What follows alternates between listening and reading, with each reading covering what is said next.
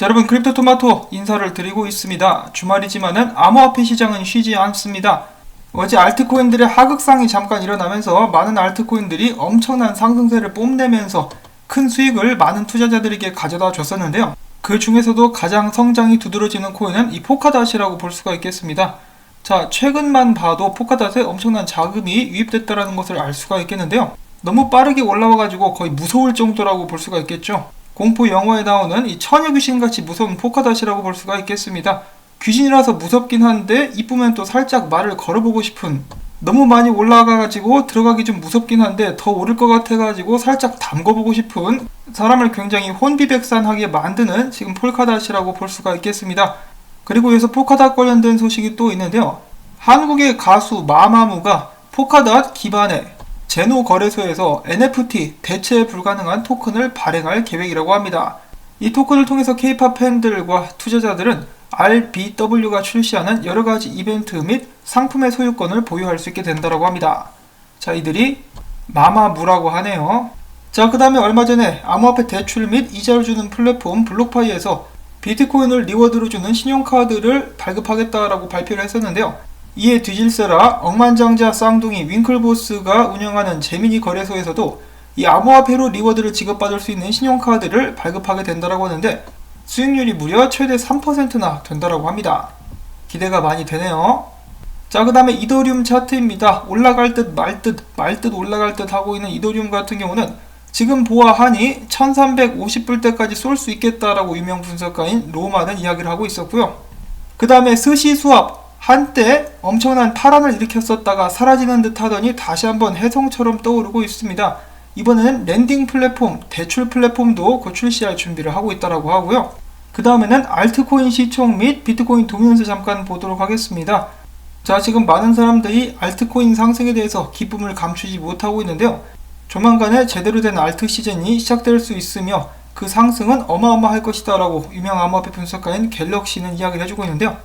과거 패턴이 반복되게 된다면 지금 축적 기간을 마치고 앞으로 엄청난 상승을 이뤄낼 수 있을 것이다 라면서 기대를 하고 있다고 합니다. 그와 동시에 비트코인 도미넌스 같은 경우는 최근 들어서 계속해서 흐트러지는 모습을 보여주면서 알트코인들이 열심히 달릴 수 있는 길을 열어주고 있죠. 지금 좀 반등을 하려고 하고 있는데 야, 하지 말고 그냥 쭉 떨어져. 자, 아무튼 이 비트코인 분위기는 좀 그냥 그런데 알트코인 분위기는 굉장히 좋죠. 이런 상황에서 이러한 좋은 분위기에 찬물을 끼얹을 수 있는, 안 그래도 날도 추운데 찬물을 끼얹을 수 있는 요소가 하나 있으니 바로 DXY 달러 인덱스입니다. 최근에 저점을 찍고 반등하기 시작한 달러, 조만간에 이 부분까지 반등하게 될 수 있다고 분석가들은 이야기를 하기도 하는데요. 92포인트가 좀 넘는 그런 선이라고 볼 수가 있겠는데, 여기까지 올라가게 되면은 여러분들도 아시다시피 달러가 강세를 보일 때 자산들은 상대적으로 약세를 보이죠. 그래서 비트코인 역시 악영향을 받게 될 수 있고, 비트코인이 흐르게 된다면은 알트 시즌도 물 건너가게 될 수도 있겠습니다. 혹은 뒤로 쭉 밀어질 수가 있겠는데요. 부디 달러가 계속해서 추락해 줄 수 있기를 바래 봅니다. 자, 최근에 미국에서는 엄청난 규모의 경기부양책 계획을 발표했음에도 불구하고 미국 증시가 요지부동이죠. 그래서 사람들이 미국 증시를 마약 중독자에 비교를 하는 것이, 마약을 한번 시작하게 되면 더욱더 강한 자극을 원하게 된다는 것이죠. 2조 달러 경기부양책 그리고 1400달러 개인들에게 지급하는 것으로는 성이 안 찬다. 마치 더 찍어라 그러면 올리겠다라고 이야기를 하고 있는 것 같습니다. 자, 그런데 자연스럽게 더 찍을 것 같은데요. 최근에 이 IMF에서 전 세계 정부들에게 이렇게 이야기를 했다고 합니다. 돈을 최대한 많이 풀고 많이 써라. 그래야 경기 활성화가 되지 않겠느냐라고 이야기를 하고 있는 것인데요. 자, 제가 뭐 경제 전문가는 아니지만은 지금 전 세계가 빚더미 위에 앉았습니다. 무조건 돈을 푸는 것이 능사만은 아닐 것이라는 생각이 드네요. 결국 이러한 상황 속에서 가장 이득을 보는 것은 지금 공장을 돌리고 있는 중국이 아닌가 싶습니다. 자, 그 다음에는 스위스 소재 글로벌 투자 은행 UBS가 비트코인과 암호화폐에 대해 안 좋은 평가를 내렸다고 하는데요. 자, 이 암호화폐 같은 경우는 이 단기적으로는 상승할 수 있겠지만은 장기적으로 봤을 때 업계는 생존 위기에 직면해 있다. 더 나은 버전이 출시되거나 규제가 시장의 인기를 눌러버리면 그 어떤 것도 암호화폐 가격이 빵원이 되는 것은 막을 수 없다라고 헛소리를 한 것인데요. 이 사람의 되도 않는 아는 척에 감탄사가 나오면서 무릎을 탁 치게 되는데, 비트코인보다 더 나은 버전의 암호화폐는 이미 있습니다. 그렇지만 비트코인은 이미 탈중앙화가 되어 있고 채택을 굉장히 많이 받았으며 수많은 자금들이 이미 흘러 들어와가지고 시장이 형성되어 있는 상황 속에서 공적 자금은 물론이며 국가에서 지원하는 채굴 사업도 진행이 되고 있죠. 비트코인을 함부로 건드리기에는 비트코인 소위 말해서 대가리가 굉장히 굵어졌다라고 볼 수가 있겠는데요. 비트코인 빵원은 무슨 죽빵 맞을 소리를 하고 있어요. 근데 작년에 이런 일은 있었습니다. 원유 같은 경우는 선물 시장 때문에 가격이 마이너스까지 떨어졌다가 튀어오른 적이 있었죠. 그런 식으로 비트코인도 위협을 받을 수는 있겠습니다만은 이 KYC가 도입되고 비트맥스에서 불법 거래를 하지 못하게 되면서 그런 위험도 어느 정도는 사라지지 않았나 라는 생각도 한번 해봅니다. 자, 그 다음에 코인데스크에 의하면은 얼마 전까지 암호화폐에 대해서 부정적인 보고서를 발행하기도 했었던 골드만삭스 역시 암호화폐 수탁 사업을 목적으로 한 자료 요청서를 발행을 했다라고 합니다. 한마디로 수탁 사업에 먼저 뛰어들어 보겠다라고 이야기를 하고 있는 것인데요. 자, 물론 공식적인 소식이 아닙니다. 내부 관계자라고 되어 있죠. 그러니까 정보원이 이렇게 이야기를 했다라고 이야기를 하고 있는 것이기 때문에 뭐 공식적인 사항은 아니지만은 충분히 가능성이 있는 소식이다라고 볼 수가 있겠고, 그 다음에는 뉴욕 디지털 투자그룹의 CEO가 이야기하기를 내가 만나본 기관 투자자들은 오직 비트코인에만 관심이 있더라 라고 이야기를 했다라고 합니다.